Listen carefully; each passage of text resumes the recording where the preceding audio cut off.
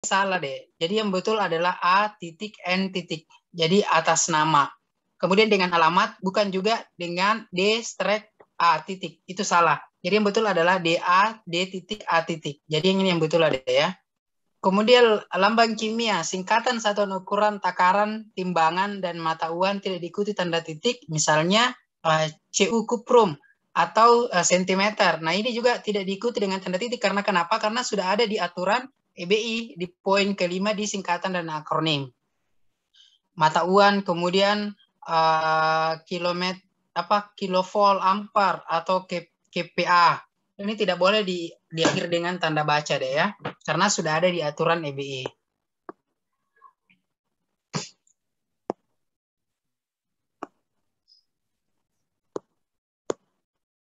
Kemudian ada akronim nama diri yang terdiri atas huruf awal setiap kata ditulis dengan huruf kapital tanpa tanda titik. Misalnya BIG. Nah ini adalah masuk kategori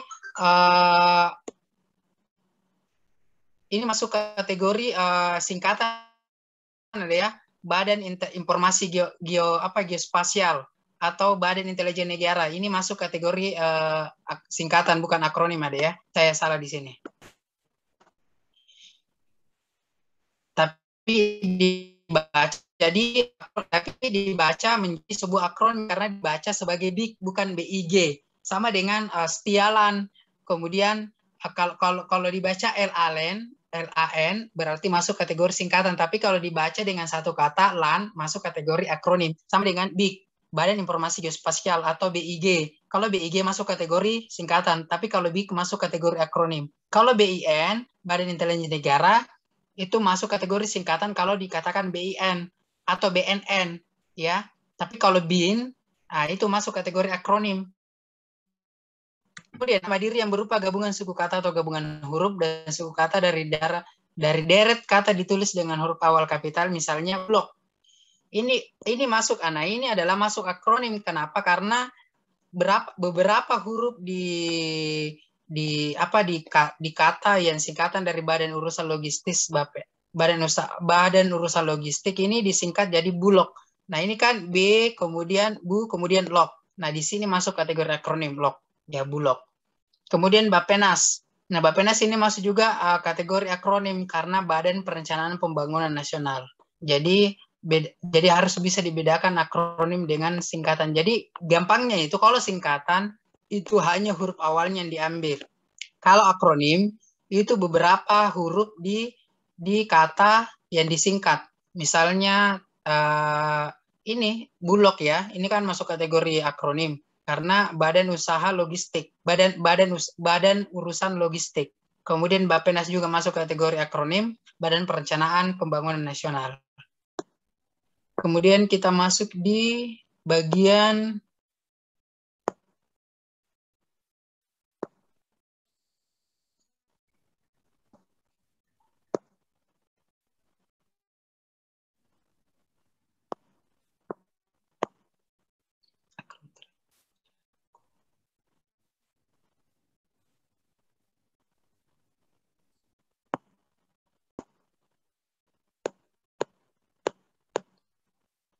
Nah, akronim bukan nama diri yang berupa gabungan huruf awal dan suku kata atau gabungan suku kata ditulis dengan huruf kecil, misalnya IPTEK. Nah, IPTEK ini masuk kategori singkatan ada ya.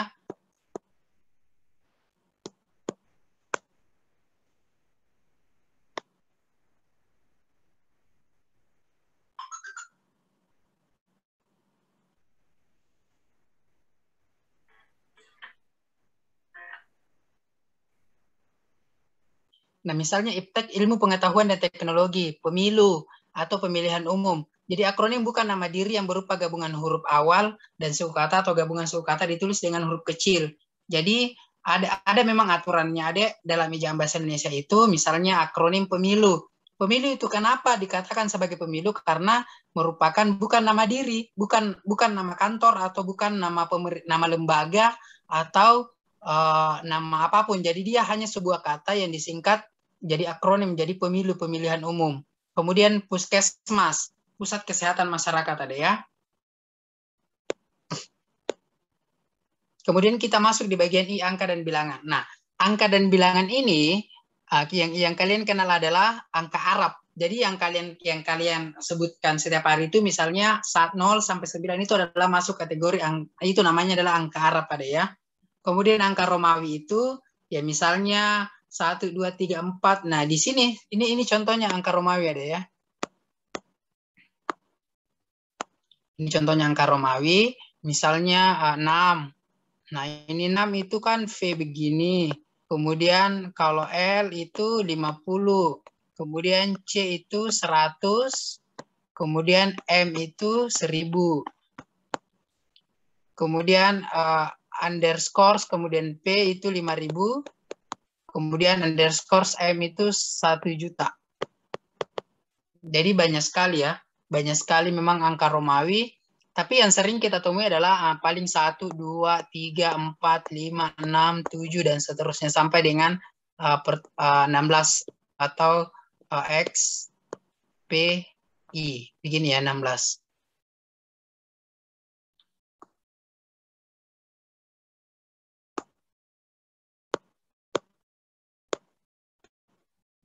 Kemudian bilangan dalam teks yang dapat dinyatakan dengan 1 atau 2 kata ditulis dengan huruf kecuali jika dipakai secara berurutan seperti dalam perincian. Misalnya, mereka menonton drama itu sampai 3 kali. Jadi, kenapa saya katakan ditulis dengan pakai huruf bukan angka, bukan begini, karena ini salah. Jadi kan di sini sudah ada dijelaskan bilangan dalam teks yang dapat dinyatakan dengan 1 atau 2 kata ditulis dengan huruf, misalnya 5 kali, 6 kali, 7 kali. Kecuali kalau 80 kali. Misalnya 80 kali. Nah, ini masuk kategori masih seperti ini. Seperti ini penulisannya 80 kali. Kemudian bilangan pada awal kalimat ditulis dengan huruf, misalnya 50 siswa teladan terdapat beasiswa dari pemerintah daerah, 3 pemenang sayembara itu diundang. Jadi tidak boleh di awal kalimat itu angka, misalnya kamu mendapatkan sebuah kalimat 50 siswa teladan mendapat siswa, kemudian kamu menuliskan 50, angka 50 baru siswa teladan, itu salah deh. Jadi yang betul adalah 50 siswa teladan mendapat, kecuali mungkin 1 juta. Ya, kalau 1 juta pun sama dengan ini, penulisannya 50, ditulis dulu 1 dengan juta. Kemudian angka yang menunjukkan bilangan besar dapat ditulis sebagian dengan huruf supaya lebih mudah dibaca. Misalnya dia mendapatkan bantuan 250 juta rupiah. Jadi ini sudah aturannya deh. Angka yang menunjukkan bilangan besar dapat ditulis sebagian besar dengan huruf supaya lebih mudah dibaca. Misalnya dia mendapatkan bantuan 250 juta rupiah untuk mengembangkan usahanya.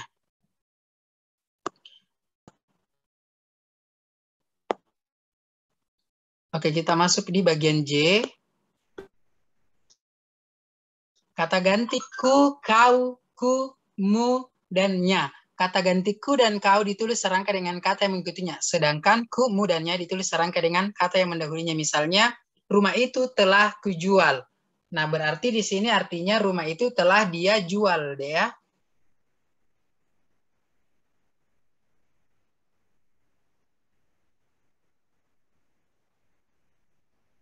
Kemudian majalah ini boleh kau baca.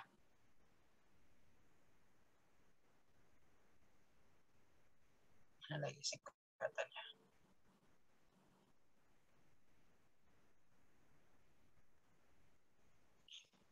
Bukuku, bukumu, dan bukunya tersimpan di perpustakaan. Jadi bukuku itu misalnya penulisannya seperti ini deh ya.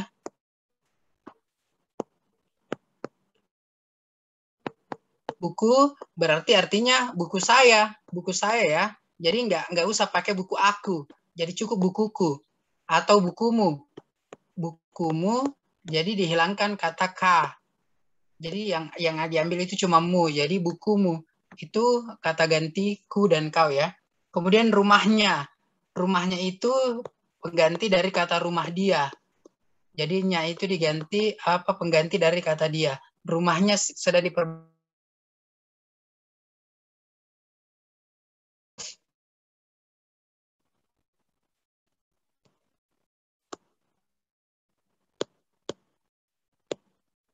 Kemudian kata sandang, si, dan sang. kata sandang ini yang sering kita jumpai misalnya dalam penulisan si A, atau kalau kamu ingin men-spell temanmu atau mengeja temanmu ya si A atau si B. Kemudian sang. Misalnya surat itu dikembalikan kepada si pengirim. Jadi kata si pengirim ini pengganti nama orang ya. Kemudian toko itu memberikan hadiah kepada si pembeli. Ibu itu menghadiahi sang suami kemeja batik. Jadi sang ini pengganti kata seseorang. Jadi si dan sang ini pengganti kata seseorang. Jadi tidak mungkin juga dikatakan seorang suami. Ibu itu menghadiahi seorang suami kemeja batik. Jadi yang betul adalah ibu itu menghadiahi sang suami atau seorang suami kemeja batik. Tapi penulisan yang betul adalah sang suami deh ya. Kemudian toko itu memberikan hadiah kepada si pembeli, bukan seorang pembeli.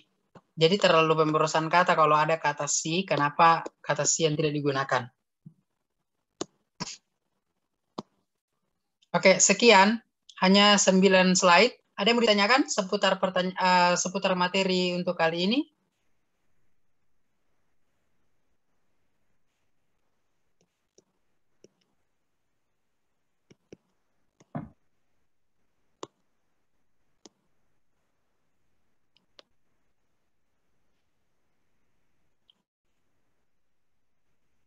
Ada yang mau ditanyakan?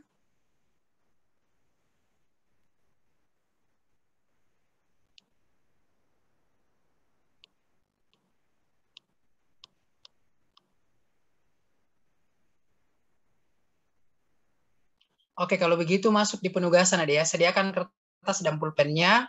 Jadi saya kasih lagi tugas untuk kalian.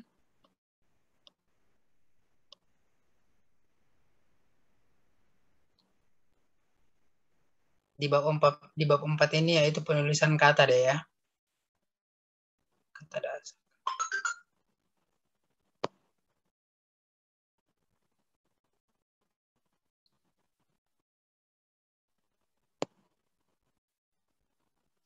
Oke, sudah sedia alat tulisnya, Dek? Sudah. Berapa? Oke, kalau begitu tulis soal nomor 1. Jadi yang sudah capture materiku pasti dia tahu ada ya. Jadi rajin-rajin meng-capture PowerPoint karena PowerPoint itu adalah sumber yang materi yang saya akan bawakan dan nanti juga itu akan masuk di bahan UTS ataupun UAS. Soal nomor 1, sebutkan 11 bagian penulisan kata. Sebutkan 11 bagian penulisan kata. Misalnya kata dasar, kata imbuhan, dan seterusnya deh ya.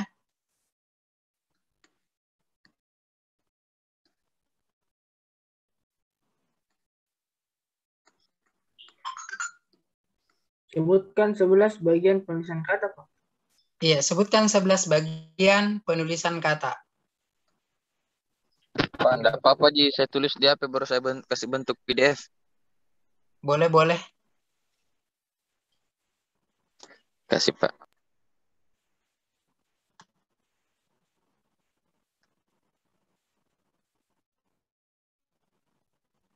Kemudian soal kedua,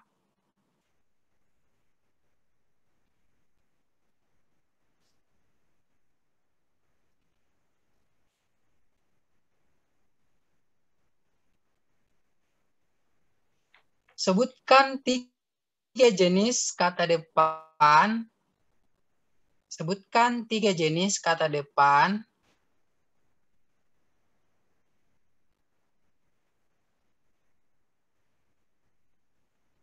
dan berikan masing-masing 1 contoh kalimat.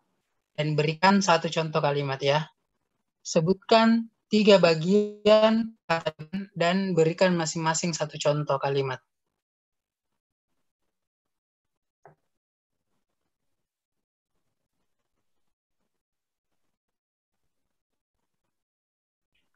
Masing-masing apa, Pak?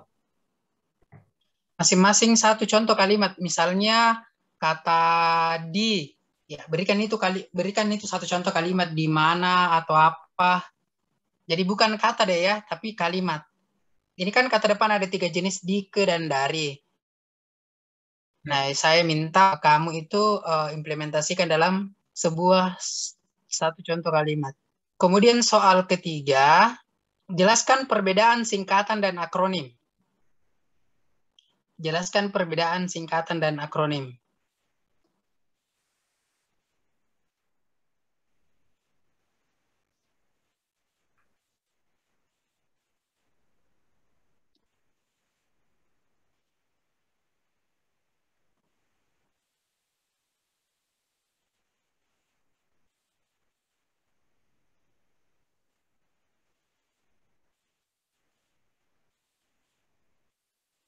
Soal terakhir,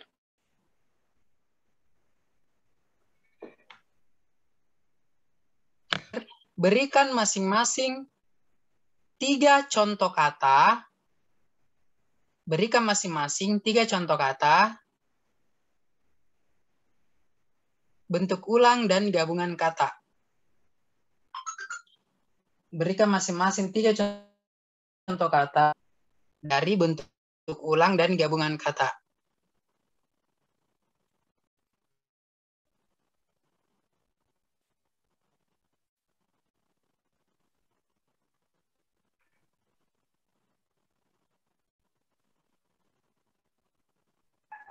Pak, bisa diulang soal nomor 4, Pak? Oke, saya sebutkan 3 contoh kata